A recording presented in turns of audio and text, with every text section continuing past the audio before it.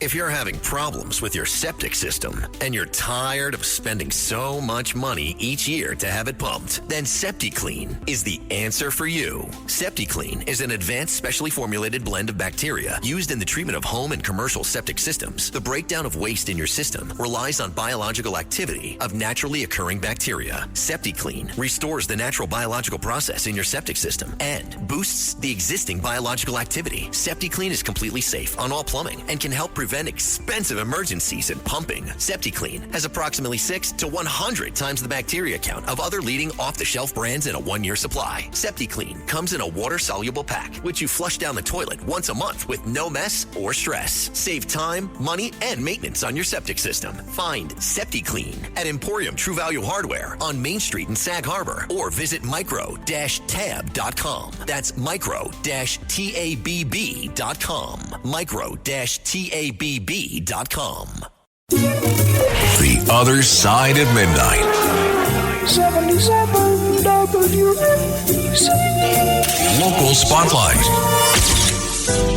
Good morrow, everyone. This is The Other Side of Midnight on 77 WABC. I'm Frank Morano. Well, folks, Governor Kathy Hochul is bringing back congestion pricing, a move she had conveniently paused just before the election, only to resurrect it now. If this doesn't confirm every cynical view of politics, I don't know what does. This maneuver justifies why so many New Yorkers feel deeply frustrated and betrayed by politicians who say one thing before an election and do another the moment it's over. This isn't just about an annoying toll. This is about a governor who sidelined the issue to win a few more votes, only to revive it once it was politically safe for her. Originally, congestion pricing was set at $15 a day, which is no small amount in a city already wringing out its residents with high costs. Now, it's set at $9, but sources close to the situation say it's just a matter of time before that number climbs back up. So don't be fooled. Today it's $9. Tomorrow it's anyone's guess. And for people like me and countless others who happen to live in mass transit deserts, we'll be shelling out $5 a day to commute overnight. There's not a traffic congestion problem when I'm driving in. I'm not sure why I have to pay $5, but I will. And if you're driving into Manhattan right now, you will too. At a time when every dollar counts, adding this extra burden is especially cruel. Supporters of this toll hike, they like to argue that it's going to declog our streets and improve air quality, but is there any proof it will actually accomplish these goals? Is there any real plan in place to ensure those of us paying into the system will see any benefit? And even if congestion goes down a notch, should working New Yorkers be the ones who shoulder the MTA's $15 billion gap? Or, for that matter, the $33 billion more it'll need for its capital plan? Let's call this what it is: a politically motivated tax that hits regular commuters, especially those who don't have the luxury of easy access to public transit. And just to pile on the irony, the reintroduction of this toll comes on the heels of a major political win for Democrats in New York. With that out of the way, the governor can now proceed with her agenda without worrying about any immediate consequences at the polls. Sure, Governor Hochul claims this toll will help fund transit improvements and tackle pollution, but I'd argue that if the motivation was truly to help New Yorkers and not just about securing votes, she would have been honest about her plans before we voted, not after. This kind of two-faced politics is exactly why people lose faith in government. So next time you're stuck paying an extra toll, remember, this isn't about clean air. It's about clever timing. Beam me up! To be continued. Last week was our first playoff game, and my plaque psoriasis was so itchy under all my gear. Sometimes just thinking about scratching could take me out of the moment. And then my doctor told me I could get clearer skin with a pill called Otezla. Otezla apremilast is a prescription medicine used to treat adult patients with plaque psoriasis for whom phototherapy or systemic therapy is appropriate. Otezla can help you get clearer skin after just 4 months. Okay, ready for the next game. Talking to my doctor about a pill was a total game changer. Don't use Otezla if you're allergic to it. Get medical help right away if you have trouble breathing or swallowing, swelling of the face, lips, tongue, throat, or arms. Severe diarrhea, nausea or vomiting, depression, suicidal thoughts, or weight loss can happen. Tell your doctor if any of these occur and if you have a history of depression or suicidal thoughts. Live in the moment. Ask your doctor about Otezla. Call 1-844-4-OTESLA or visit Otezla.com for prescribing info about cost, and more. The Other Side of Midnight. 77 WABC. Local Spotlight. Good morrow, everyone. This is The Other Side of Midnight on 77 WABC. I'm Frank Morano. We've been talking about this, and it's official. Peanut the Squirrel, the Instagram famous critter who brought joy to did not have rabies. After 7.5 years of living peacefully with his owner, Mark Longo, Peanut was seized, euthanized, and tested by New York state officials, only to reveal what his owner, and frankly, most reasonable people already knew: Peanut was healthy. And I've got to ask, was this really necessary? I mean, is this what the state of New York does now? It investigates, seizes, and executes beloved animals without so much as a trial? I mean, just think about it. The squirrel's never going to live to pay congestion pricing. Here's the scene. Peanut, a harmless celebrity squirrel with a huge online following, was torn from his home after a Department of Environmental Conservation worker allegedly got bitten. So the DEC swoops in, along with Chemung County officials, seizes not only Peanut, but also a raccoon named Fred, and puts them both down, all under the pretense of rabies testing. And now that the test has confirmed what was painfully obvious, no rabies, the DEC is scratching its head and reviewing its policies. Well, I say, heads should roll over this. Peanut wasn't just any squirrel.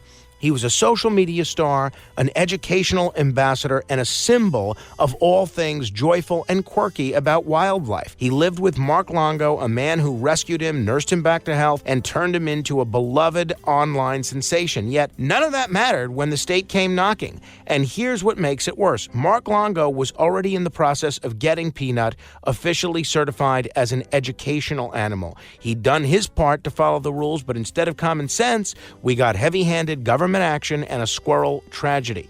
And what about those protocols that supposedly guided this decision? Protocols, mind you, are supposed to prevent knee-jerk, one-size-fits-all responses, not justify them. Yes, animals can carry rabies, and yes, officials have a duty to protect public health. But this wasn't just any animal, and this wasn't just any case. The protocol failed. And if the system is so broken that Peanut could be seized and euthanized without any leeway, then that's a sign that things need to change. For the DEC to casually shrug and say they'll review the situation doesn't cut it. Peanut was more than a protocol violation. He was a living being that should have been given every chance to live. And for those officials who seized him without a second thought, I hope they remember this case every time they take action on behalf of, quote, public safety. In the end, what was accomplished here? A man lost a friend, a community lost a symbol, and the state of New York lost a little more credibility. Beam me up! To be continued. This podcast is supported by Progressive, a leader in RV insurance. RVs are for sharing adventures with family, friends, and even your pets. So if you bring your cats and dogs along for the ride, you'll want Progressive RV insurance. They protect your cats and dogs like family by offering up to $1,000 in optional coverage for vet bills in case of an RV accident, making it a great companion for the responsible pet owner who loves to travel. See Progressive's other benefits and more when you quote RV insurance at Progressive.com today. Progressive Casualty Insurance Company and Affiliates. Pet injuries and additional coverage and subject to policy terms. The Other Side of Midnight. 77 WABC. Local Spotlight. In a city with some of the strictest campaign finance rules in the nation, a recent report by the city shines a glaring light on what appears to be a brazen attempt by Mayor Eric Adams' campaign to skirt those very regulations. In August of 2021, Adams attended a lavish fundraiser at a $4 million mansion on Long Island, hosted by New World Mall president Lian Wu Shao. This wasn't your typical grassroots event. event. Rather, it was an exclusive affair, complete with caviar, top-shelf wine, and a feast prepared by professional chefs. Yet the campaign labeled this as a $500 event to avoid declaring it as an in-kind contribution and sidestepped campaign finance laws that would otherwise apply. This wasn't a backyard barbecue.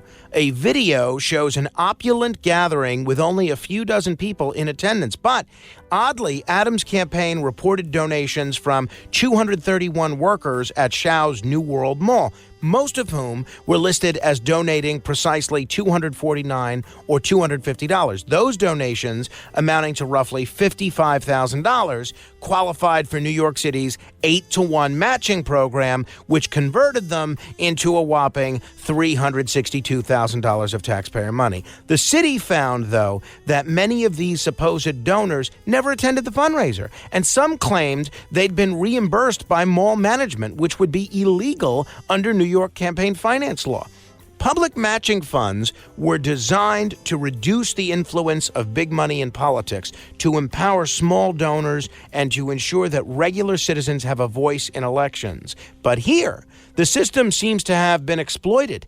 By funneling money through straw donors, people donating on behalf of others, campaigns can harvest public funds to amplify the influence of wealthy backers. Instead of leveling the playing field, this instance shows how the matching funds program can be gamed when donors aren't actually using their own money, as the city reported. This isn't the first time Adams' fundraising efforts have raised eyebrows. The mayor and some of his campaign associates have faced scrutiny for other questionable donations. His campaigns claim that they merely rely on event hosts to document expenses also feels like a convenient way to avoid accountability. If the Campaign Finance Board allows campaigns to duck responsibility this easily, then it may be time to rethink the entire public matching fund system. As more evidence of straw donor schemes and reimbursement tactics comes to light, New Yorkers deserve to know that their tax dollars aren't subsidizing shady campaign tactics. With the trust of voters at stake, the Campaign Finance Board has a duty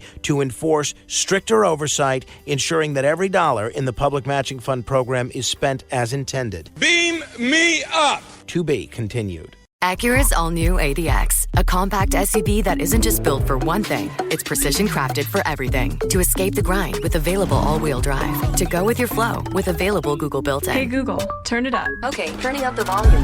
And crafted to be heard with an available Bang & Olufsen premium sound system. The all-new Acura ADX, crafted to match your energy. Acura, precision-crafted performance. Take your vibes and go, go, go, go. Google is a trademark of Google LLC.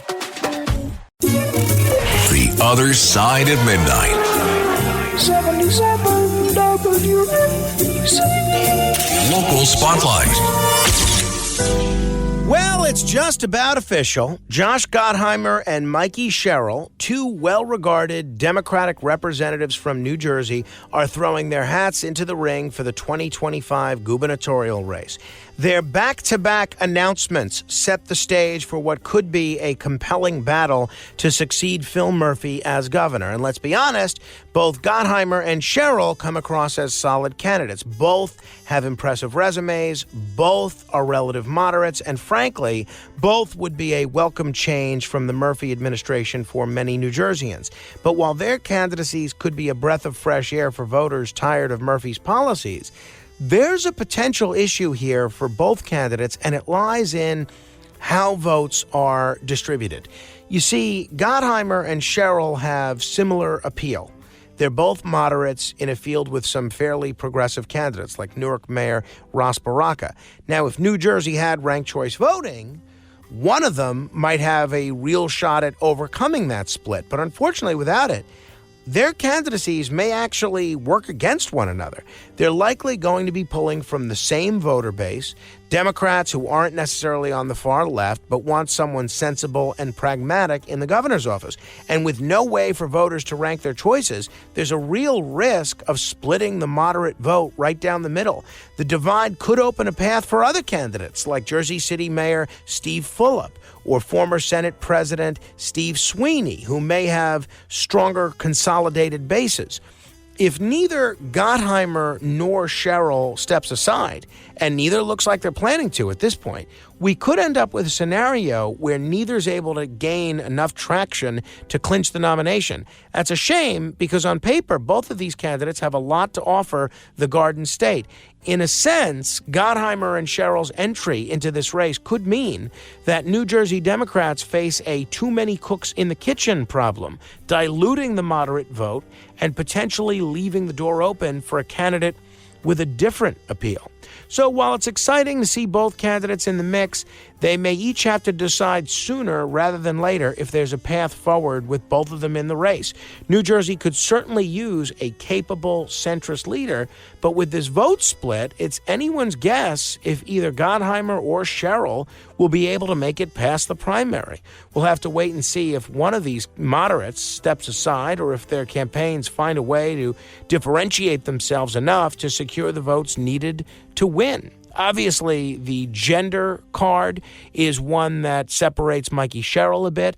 The fact that she's a military veteran separates her a bit. But I think both of their chances would be a lot better if the other person wasn't running. Beam me up! To be continued.